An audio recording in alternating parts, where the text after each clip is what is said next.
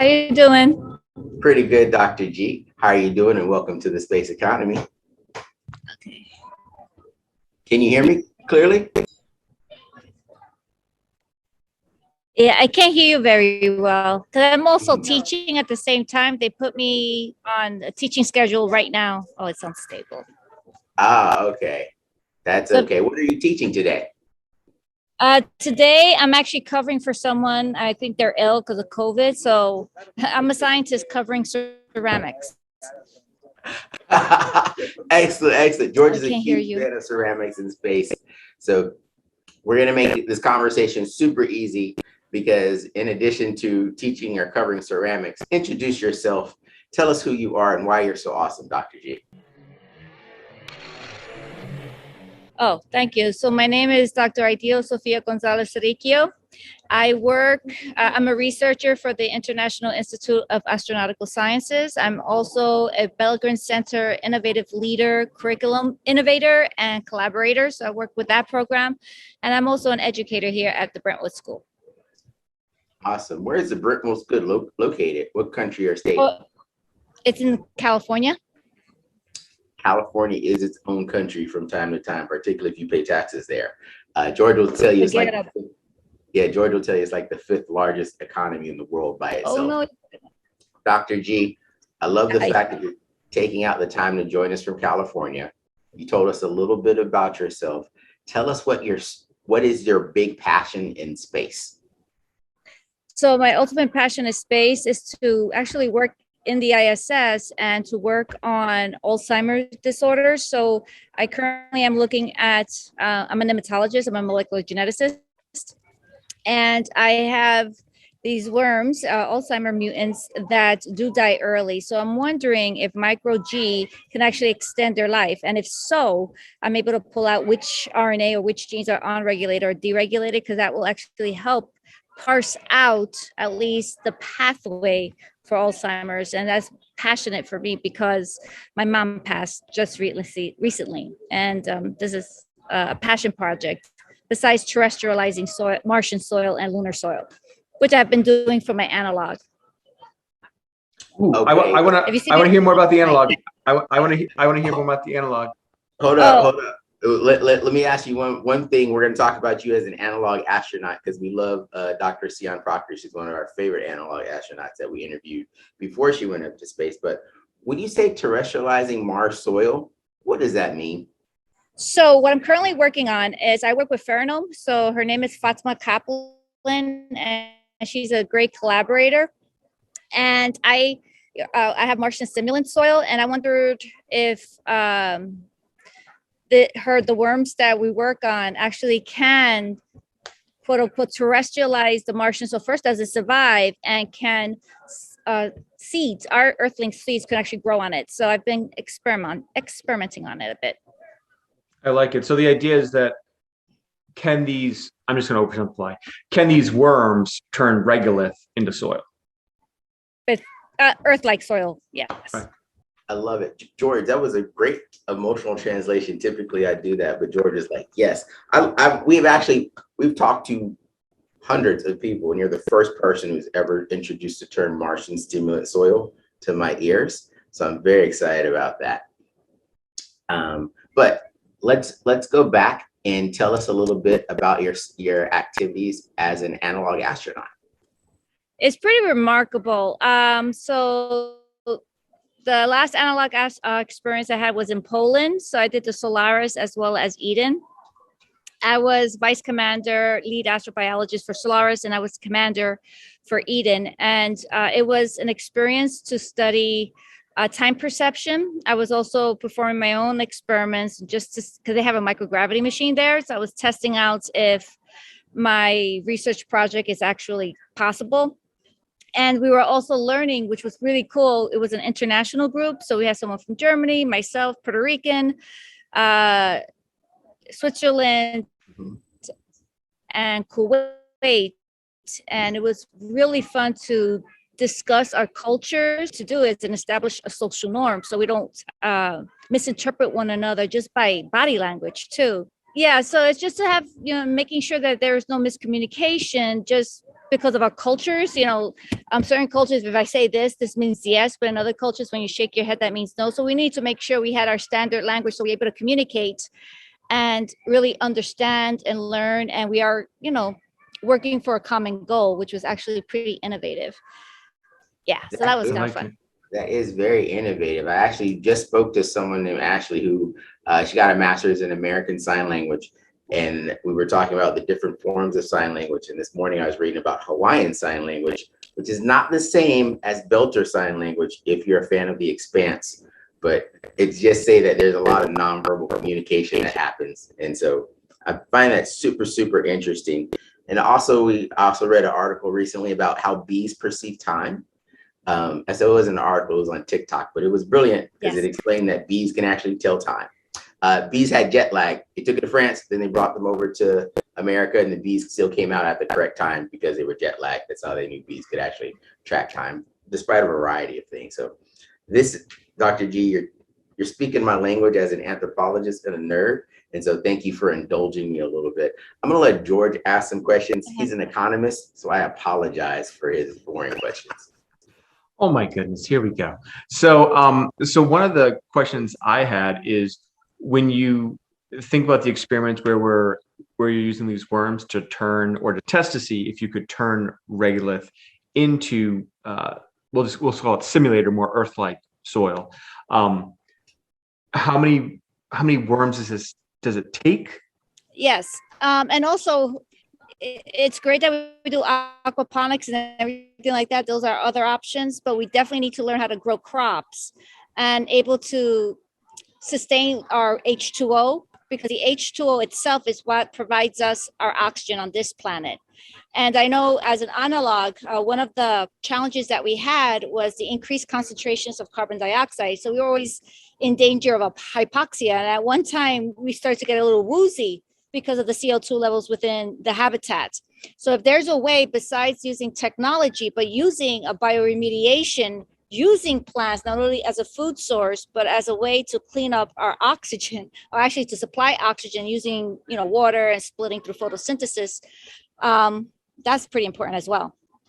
And I like it too because this translates very well back to some of the topics around circular economics that are more in vogue right now than they were when I was in school, but where you can have a system that is self-rejuvenating, right? So you have an economic input which has multiple parts of its life cycle that are part of a feedback loop. So you could see where you have the worms doing what they should do. They're enriching the soil. They're helping us grow the plants. The plants are helping us make sure that we can all avoid, headaches and passing out from lack of oxygen.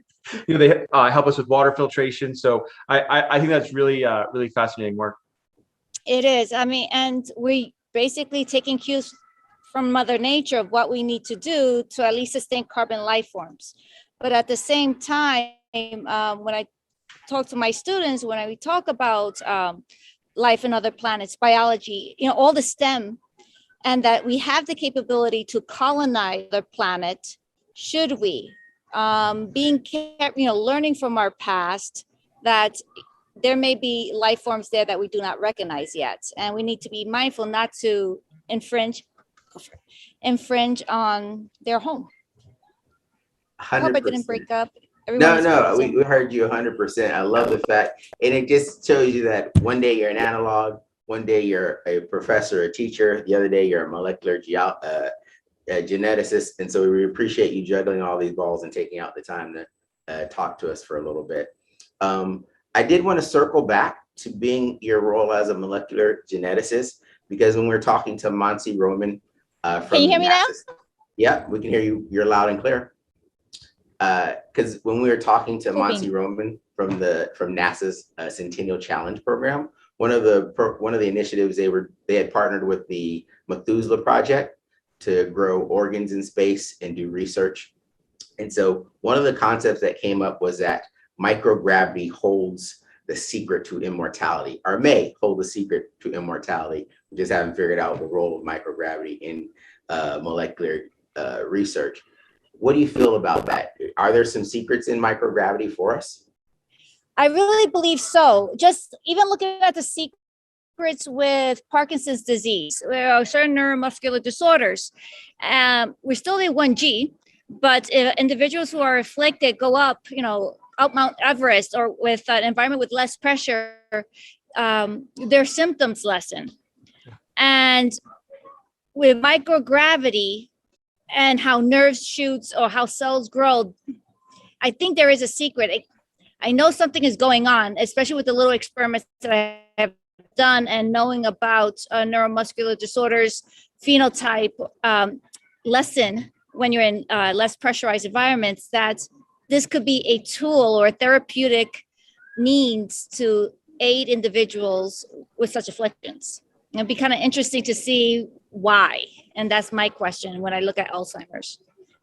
Man, that is super interesting. I know George wants to say something about the economics of whoever funds that first. So George, I know you're about to die if we don't let you talk about this. Go for it. Well, this is so I love the idea here, and I think that it is completely validated out with what the business case is, right? So when you have research around Parkinson's disease, research around Alzheimer's treatments, you're talking about potential cures for illnesses that pharmaceutical companies, you're talking about their next purple pill, right? And so they're going to be very interested in this microgravity research. They're going to be very interested in these types of treatments and therapeutics. And so I don't see a future state, just from a simple supply and demand equation here. I don't see a future state where we don't have more and more of these research activities happening from pharmaceutical and healthcare companies for these fields. And to do that, they have to have microgravity environments. To do that, they very likely either have to have space that they're renting out on, or they have to have their own commercial space stations. So I'm looking forward to when you're on one of those commercial space stations and you come back and talk to us, because I know that's coming. Yes, that's my ultimate goal, and I would love to spread the news. And I love the fact that civilians, which includes me as a scientist, as a citizen scientist, as a scientist astronaut candidate, what a great opportunity to help humanity learn about itself, find therapeutics, help heal our planet while quench our curiosity spirit and to see what else is out there. So I'm glad that there's an opportunity for all, not just for the elite, trained astronauts from day one, from birth. So I'm excited. And I'm just, as a fun fact, Dr. Sian Proctor and I graduated from the same scientific astronaut program. So awesome. She's one of my sisters from Possum 13. So yay. Nice. That is so amazing. We met Dr. Proctor, probably 2 years ago at this juncture. And so I'm a fat kid, so Meals for Mars is always on my agenda. And so it's super nice to meet one of her classmates. We love talking to analog astronauts. And as you just brought up this term that no one else has used, citizen scientists, hopefully that more citizen scientists will be in space, because while we focus on the space economy, right now it's worth about $450 billion. In order for it to get to the $1 trillion mark, a lot of that money is going to come from research, specifically in medical and biomedical applications. So we're super excited about that. So we've taken you away from your ceramics class for the last 15 minutes. We're going to wrap up. Dr. G, is there anything you want to share with us about the future, what you're most optimistic about? Give it to us. Yes, education. So one reason why I stay as an educator, yes, I'm a scientist and I do all this stuff, but I purposely stay as an educator because I really believe, at least in the United States, to change the educational system, especially in STEAM, because it's not reality. As you know, if you work in the lab, we're not siloed. And really, information is accessible anyway. Just look in the internet, you could find your formula, but you need to know how to use it. So I really believe citizen science work all the way down to secondary education, even to elementary, having learned the preliminary, knowing that the science that they're performing, the science is a verb, and the multiculturalism and the social justice even behind of why we do in it, because that's a more important piece that is missing in science education, especially in this country. I hope and I pray, and I do have citizen science research project going on. If any educators out there or young students. It doesn't matter if you're in school or homeschool or in a shelter, please contact me, because I am trying to reach out to shelters as well, because there's, scientists in there. They just need that opportunity, right? And let's make a change. Education starts early, and why do we have to wait to college? We could do it now. So I have some amazing world changers right now making changes. I'm gonna put a note right in the video itself that we're gonna make sure our production team puts links to those studies so that we can, bring some people from our audience who are educators or who are associated with some of that research to help and be involved, because I think that sounds awesome. Yes, right now through the Bellegrin Center of Innovative Leadership, we actually have an impact challenge, a space impact challenge that not only deals with ethics, it deals with the STEM, as well as the economy component. So I think I put it on LinkedIn. I could share it with you through email as well. Deadline for submission is November 5th, and anyone could apply. You just have to be in school, or at least between 13 and 18 years old, and help us change the world together. It's a community. No one is better than the other. Love it. I love it, Dr. G. Thank you very much for everyone listening, watching this in perpetuity and beyond. Dr. G said it first. We're going to give you credit. Science is a verb. I love it very much. Thanks for taking out the time to talk to me and George. We're really just big nerds, so we love talking to other real scientists who could talk about molecular genetics. Later, we're going to call you or follow up with you to talk about the protomolecule in the expanse, because that's just a nerd indulgence. Oh, nerd go with nerd, of course. Awesome. Well, we'll let you get back to class, and feel free to send us some information. Reach out to us on LinkedIn. And it's been a pleasure chit-chatting with you and getting to know you a little bit today. Well, thank you so much. It's a pleasure meeting new friends, and thank you for being here. And I appreciate you both. Thank you, Dr. G. Thank you. Thank you. Adios. Much love. Bye.